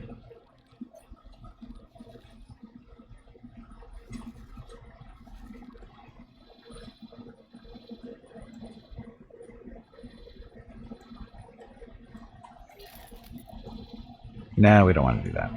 Anyway. We don't want to get involved in anybody else's war at the moment because we're going to be starting our own here, more than likely. Probably not go well for us. Anyway, fly down here. There. Go Ninja. Do you recall how much it cost to buy a fitted out Imperial Star Destroyer, not just the base hull cost?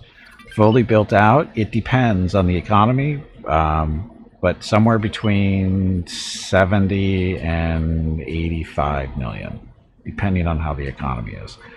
Boss fight. Tully, did you hear that? There is a boss fight starting. That's right. I said Tully.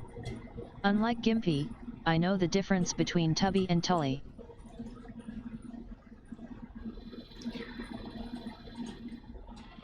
Requesting immediate backup. You don't need backup.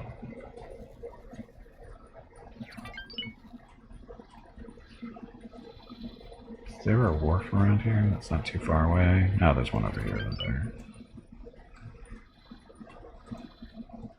There it is. We need probably a couple of merchant type ships for that new station we're building. And there's anti-Imperial transports. That'll be fine.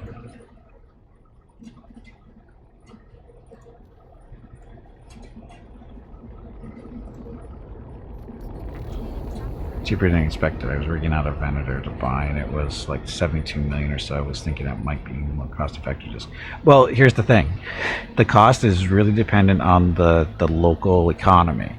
Because I actually had up here in Bastion, in the course of one stream, which is and one Saturday stream, 8 hours. So figure 8 hours of gameplay. When we, at the very beginning of the stream, roughly. We looked at the cost of an Imperial 2 Star Destroyer, all decked out, no fighters, just all the guns and shields. It was priced at 72 million. By the end of the stream, the price had gone up to 85 million. So in the course of 8 hours of gameplay, the price increased. But now... You haven't moved in quite a while. Stretch, damn it, you ignorant meatbag. Now the price is 75. And that's because the station that I have in this area is building the stuff necessary to build a Star Destroyer. So the price, as a result, has come down. And the reason it went, it jumped from 72 to 85 is because when I went back to look at the buying it, later in the stream, which it wasn't quite 8 hours, it was like 6 hours, six and a half hours actually. And the price jumped up to 85 million. And actually got the message, down here over on the right-hand side, saying a warning, this ship can't be built right now, blah, blah, blah. And the reason was because there wasn't enough shield components available. So I had the station that's in the system start building shield components, and what do you know, a couple hours later, Star Destroyers, are able to be bought for a reasonable price, or a more reasonable price. And again, it's all about having the necessary components to build ships that affects the price, and how because the economy in this game is it's fluid. It's actually reacts to shortages and what's the other word? The word's not coming to extra. Shortages and surplus. Sorry, shortage and surplus, and those affect the prices. And that's why the prices now is 75 million, is because they've got enough parts.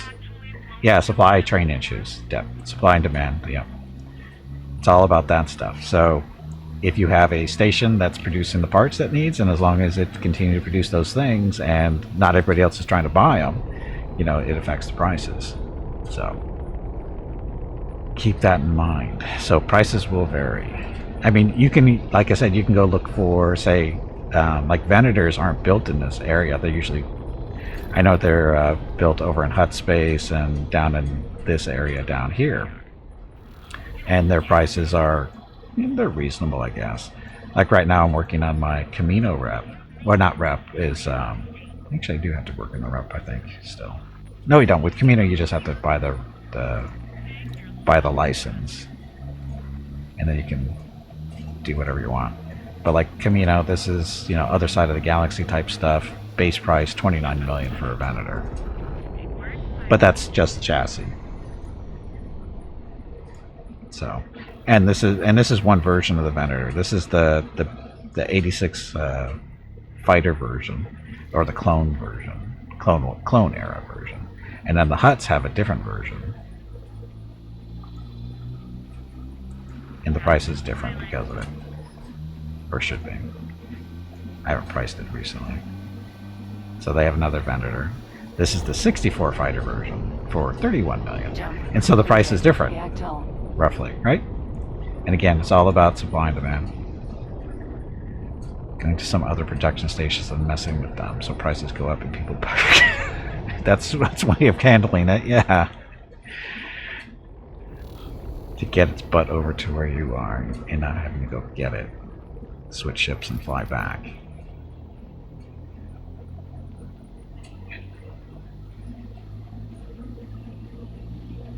It is a year. There he is.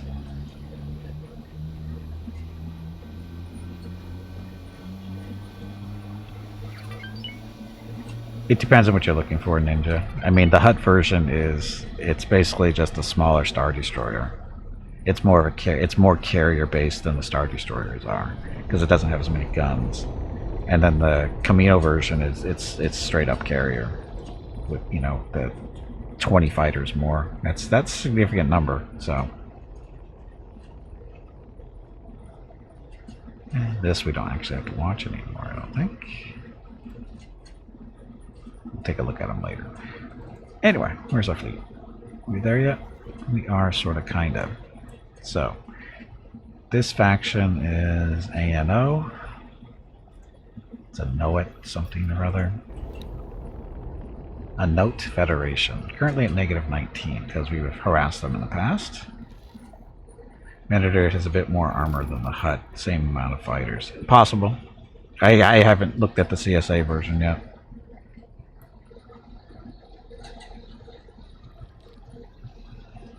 I don't have the time to make friends with everybody in the galaxy. Who are you talking to, Sniper? Me or Ninja?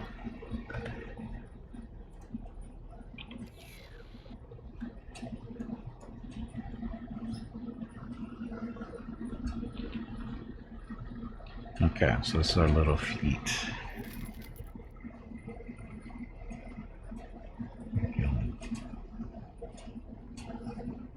The first trade guild mission should make the mining dynamic a little bit more understandable. Hope so. Oh, me? If I'm going to be the Venator, it's going to be the clone version. Don't want more fighters. 84 fighters. It'll take a few credits to get that thing totally outfitted. And what are you? That's some ascendancy stuff.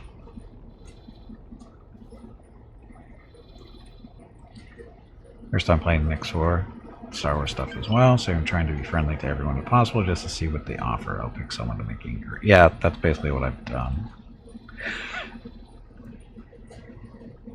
The refined goods, we can take that out, or their high-tech factory. I'm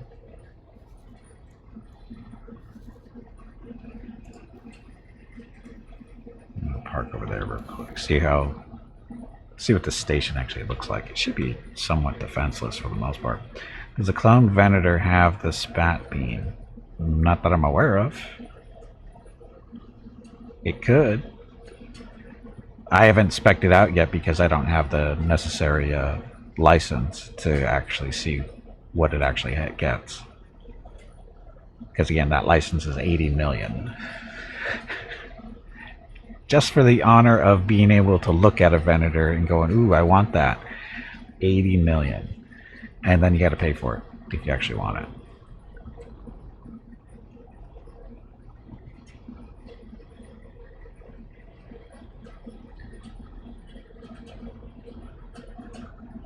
For fighters and storage plus 16 docks or whatever, how many it is, so we're pushing 100 hours total capacity. Yeah, you can go that route.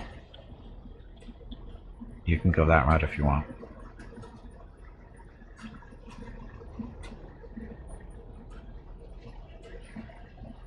Right now I think we only have 56 technically combat, I guess, out of 60.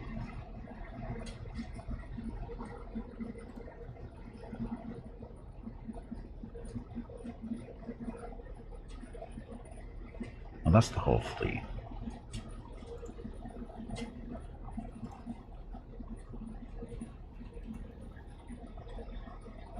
Subordinates 52. That's not right. Is it?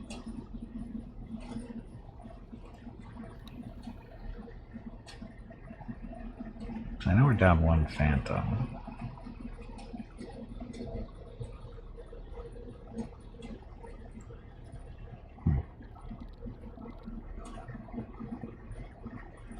This Pappy will put up a fight. Well, it should always put up a fight. It's a Venator. I mean, it still has other guns.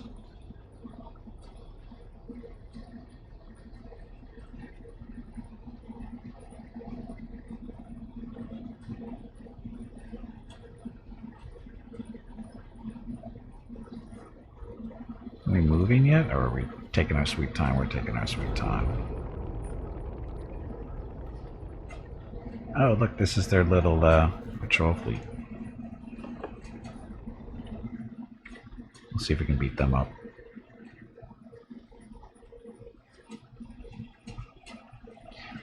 But normal turbo lasers, yeah. Again, I haven't looked at the CSA version. Actually, technically, I haven't looked at any of the versions because I don't have the license to look at them, or the ability to look at them. The huts don't require a defense platform, I don't think. They just want 2 factories up and running. I have 2, but I don't think we've done the credit exchange.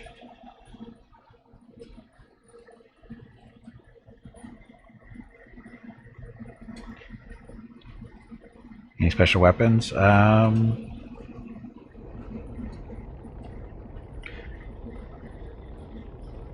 I wouldn't say I've seen any special weapons like that.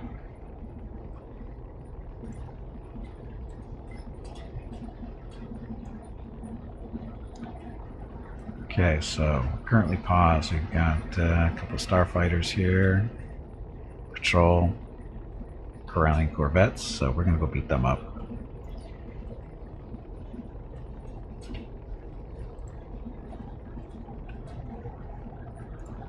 Beat up them. We're done with those guys, or that guy, after that guy. And then we'll have the B-Wings go after the one on the right. Scimitars and Y-Wings go the one on the left.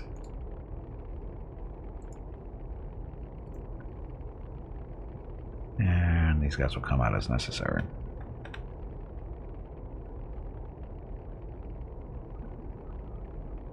Swat them out of the sky. Yeah, this is, well, the thing is this Star Destroyer is taking forever to get there.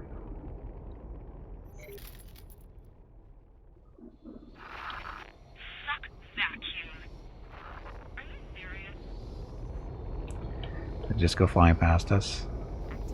They did. No, they didn't.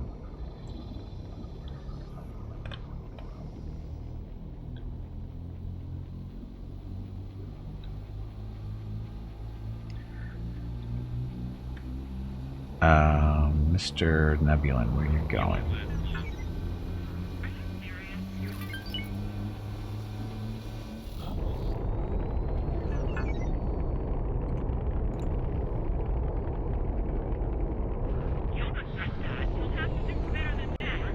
Advanced.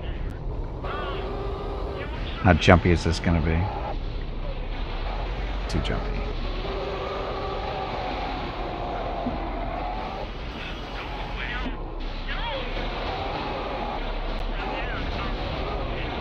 Okay. Oh, we are in range. I didn't think we were going to be in range. Imperial Star Destroyer 2. Or are we? Was that shot some kind of joke? That was a really silly thing to do. An Arnu would stand more chance than you.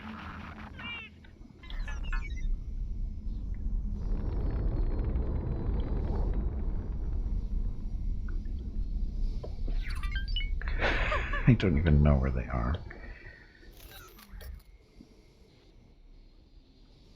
They're dead already. They're dead already. And that's what 60 some odd, well, 50 some odd fighters and bombers get you. Instant death on smaller ships. They're already dead.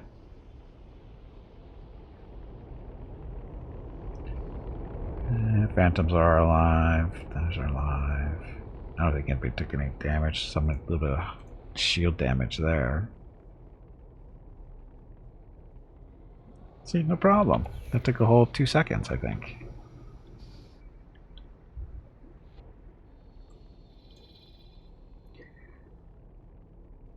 Task group is Imperial Star Destroyer 2, Victory 2, Mobilizer, nebulon-b.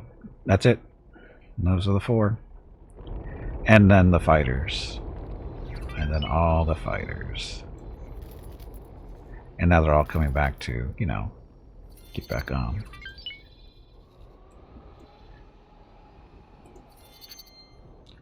Let's see if we got anything cool here to collect.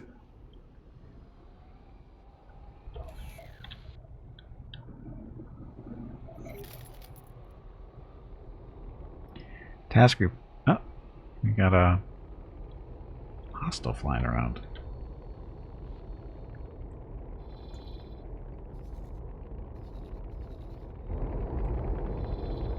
So the stations have hostile to us now, which is fine. The other one is meant to help with anti-fighter or something. Yes. Well, here's the way it worked. So, the game, this playthrough we started off with the Corellian light freighter, which is the YT-1300. We started off with that ship and built some stations, freighters, all that kind of fun stuff.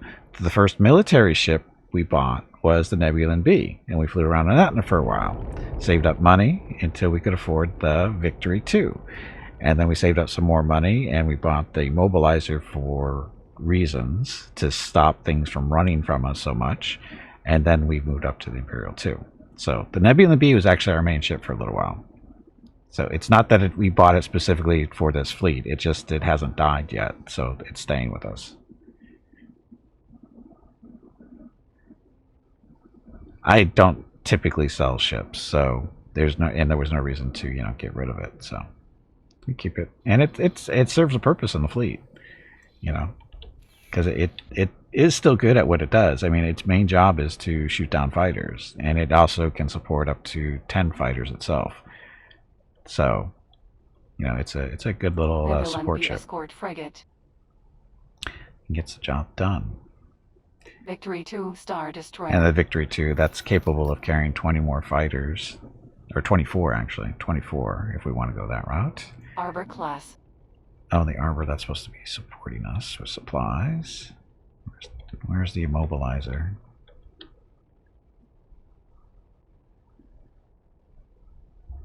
There he is. Immobilizer 418 cruiser. And the mobilizer has something like, is it 10? Dozen? So these are only the fighters attached to the Imperial.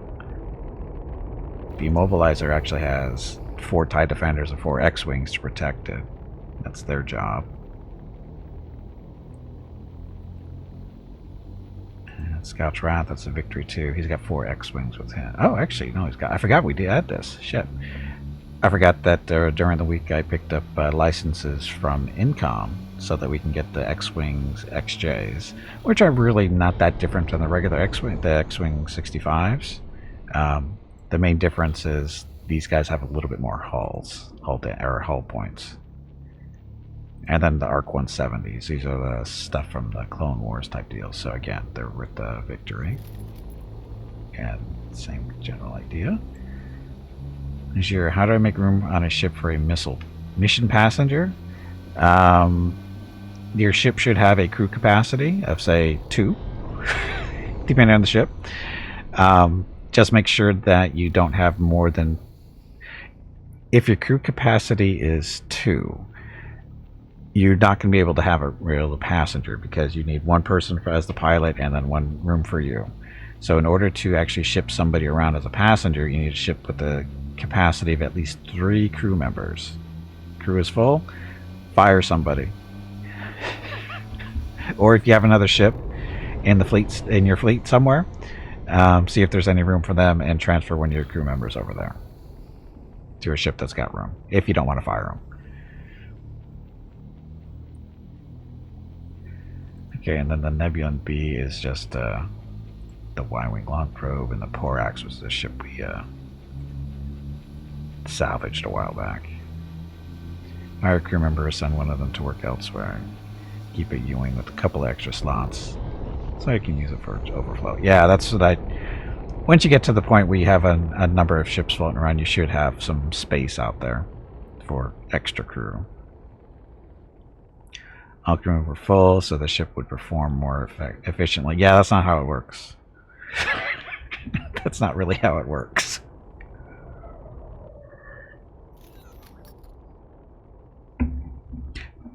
Well, it does, but it doesn't need to be full crew. You can usually have no problem with... It depends on the crew requirements, obviously. Like larger ships, you can get away with, you know, a few more people not being there. Like the Corellian light corvette, I think it's got room for 6 or 8 crew, and we ran around with 1 slot, I think, for the most part, specifically for passenger stuff. Yes, this learning curve is a little... Well, it's not so much steep, it's just a long curve. It's not a steep curve, it's a long curve is all. Anyway, did we collect all our stuff yet? Looks like we're almost done.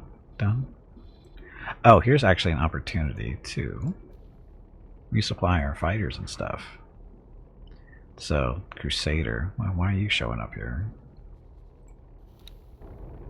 You don't need resupply. Anyway, this is our little Mandalorian corvette that flies around in our hold most of the time. His main job is to shoot down fighters and whatever. Which reminds me, we need to do something about him later. Hey Gimpy, it is time to take a break. Already? Your next break is in 2 hours. See, unfortunately, this screen is... Oh, saving.